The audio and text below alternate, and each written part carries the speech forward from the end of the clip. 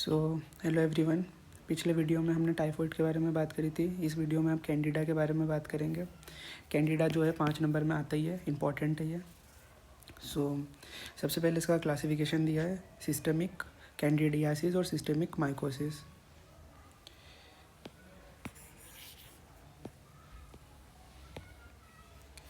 तो systemic candidiasis से अपन बात करेंगे। सिस्टमिक कैंडिडियासिस जो है मोस्ट कॉमन फंगल इन्फेक्शन होता है जो कि ह्यूमंस के अंदर होता है। ये स्किन को अफेक्ट करता है, म्यूकस मेम्ब्रेन को अफेक्ट करता है एंड वेरियस इंटरनल ऑर्गन्स को अफेक्ट करता है।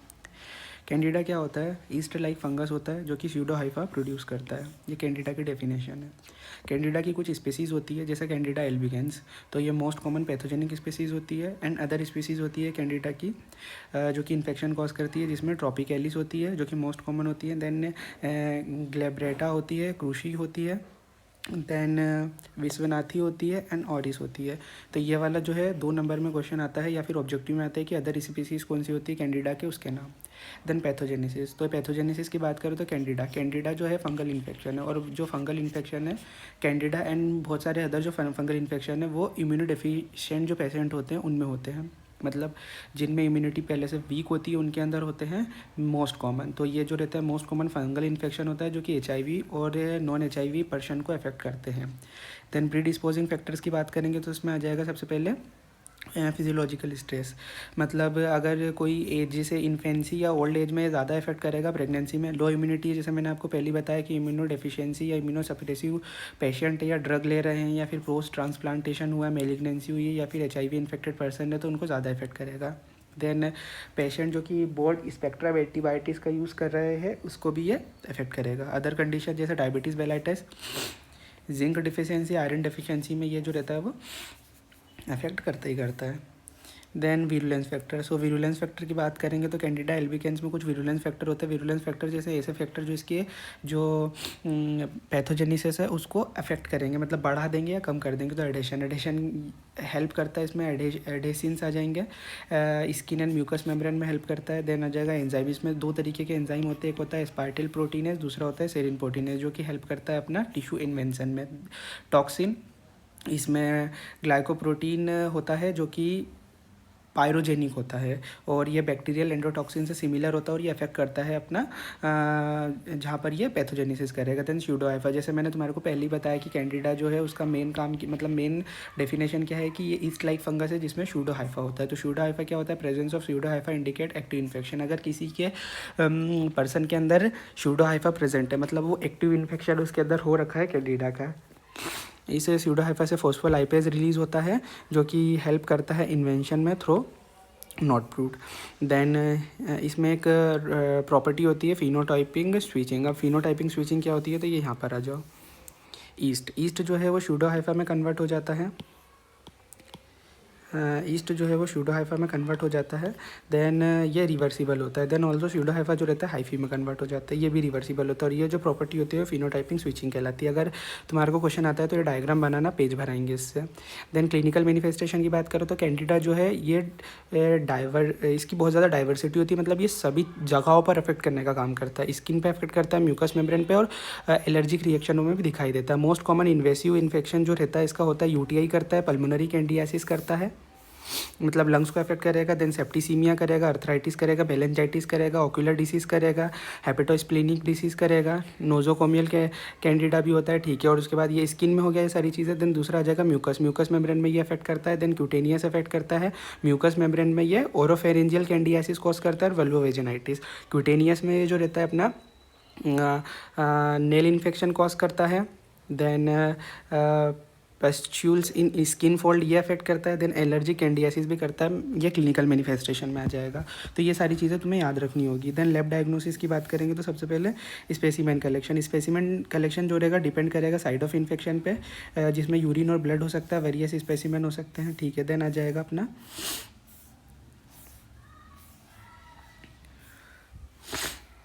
Direct microscopy.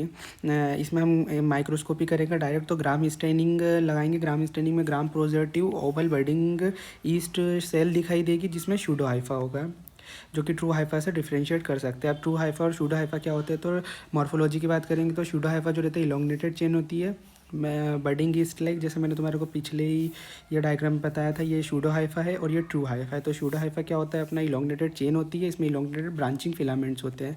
ग्रोज बडिंग में ग्रोज होती है, ये एपिकल एपाइकल इलोंगनेशन होता है। सेप्टा इसमें कॉन्स्ट्रक्टेड होता है, इसमें कॉन्स्ट्रक्टेड नहीं होता है।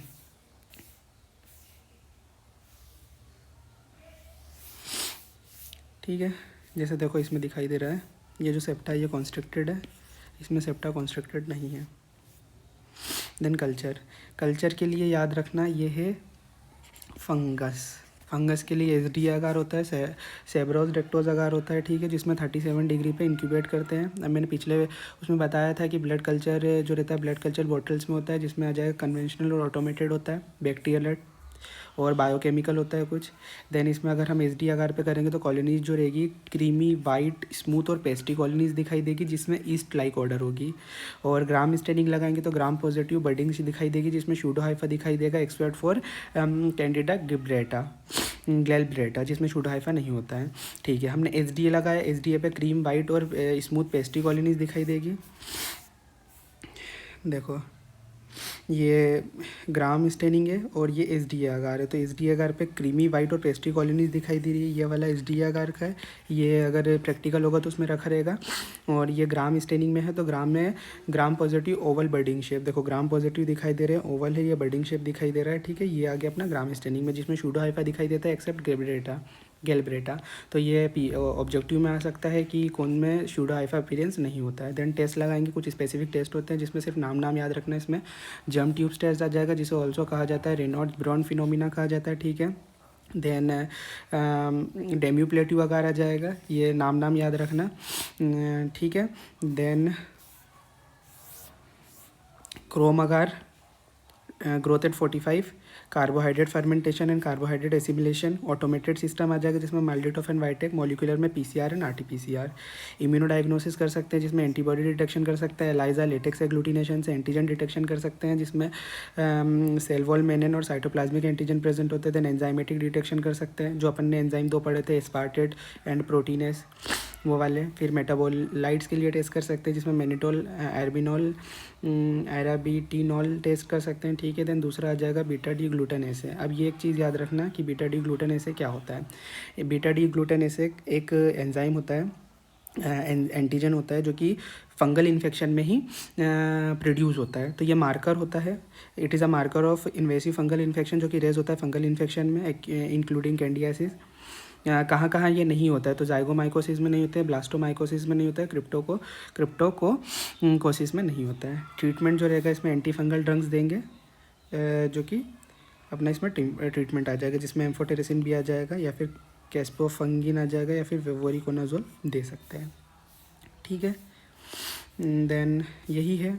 तो इसमें 5 नंबर में ये मेन तो आता है, तो इसमें ये सारी चीज़ें याद रखना। सबसे पहले अगर 5 नंबर में आता है तो सबसे पहले कैंडिडा, उसकी दोनों स्पीशीज़ के बारे में लिखना कि कैंडिडा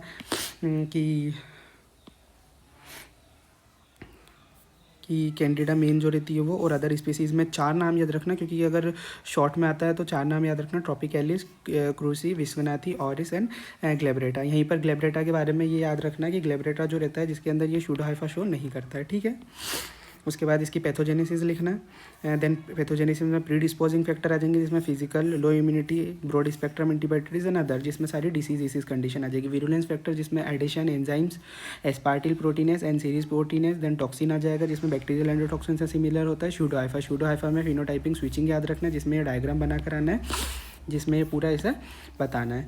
देन आ जाएगा अपना क्लिनिकल में इन्वेसिव, नॉन इन्वेसिव में यूटीआई, पल्मोनरी सारे लिख देना, मेनिंजाइटिस, सेप्टिसीमिया, अर्थराइटिस, ओक्यूलर में हेपेटोस्प्लेनिंग, ये सारी चीज़ें। म्यूकस मेम्ब्रेन को अफेक्ट करेगा, क्यूटेनियस एलर्जी भी ये होता है। देन लैब डायग्नोसिस में, तो लैब डायग्नोसिस में अपन स्पेसिमेन आ जाएगा, जो कि साइट ऑफ इन्फेक्शन पे डिपेंड करता है, मेनली जो रहता है यूरिन और ब्लड आ जाएगा। देन अपना आ जाएगा ग्राम स्टेनिंग में, अपन डायरेक्ट माइक्रोस्कोपी करें तो ग्राम पॉजिटिव ओवल बर्डिंग शेप दिखाई देंगे, जिसमें शूडो हाइफा आ जाएगा। ठीक है, देन शूडो हाइफा और ट्रू हाइफा में डिफरेंशिएट कर देंगे कि इसमें इलोंगनेटेड चेन होती है, जिसमें बडिंग ईस्ट सेल होती है, इसमें इलोंगनेटेड ब्रांचिंग फिलामेंट होते हैं। ग्रोज आ जाएगा, बडिंग ये ग्रो करता है, बडिंग पे इलोंगनेशन जो रहता है इसका एपाइकल इलोंगनेशन होता है। सेप्टा जो रहता है कंस्ट्रक्टेड होता है, इसमें नॉन कंस्ट्रक्टेड होता है। देन कल्चर आ जाएगा, इसमें अपन ने कल्चर की बात करी तो एस डी है 37 डिग्री पे, कॉलोनीज़ जो रहेगी कि वाइट क्रीमी कॉलोनीज़ अपीयर होती है इसके अंदर। ठीक है, ग्राम स्टेनिंग की भी बात कर ली, डायग्राम भी दिखा दिए। देन स्पेसिफिक जो टेस्ट होते हैं उसके नाम याद रखना, जर्म ट्यूब टेस्ट, डेमोप्लेट्यू agar, chrome agar, growth at 45, carbohydrate fermentation, automated में MALDI TOF VITEK and molecular में पीसीआर। इम्यूनोडायग्नोसिस में एंटीबॉडी एंड एंटीजन डिटेक्शन आ जाएगा, एंजाइम डिटेक्शन आ जाएगा एंड बीटा डी ग्लूटानेसे। ये इंपॉर्टेंट है, बीटा डी ग्लूटानेसे के बारे में भी लिखना। ट्रीटमेंट में एंटी फंगल लिखेंगे, एम्फोटेरिसिन भी, कैप्सोफंगिन एंड वोरिकोनाजोल। ठीक है, सो ये हो गया अपना complete Candida. So thank you.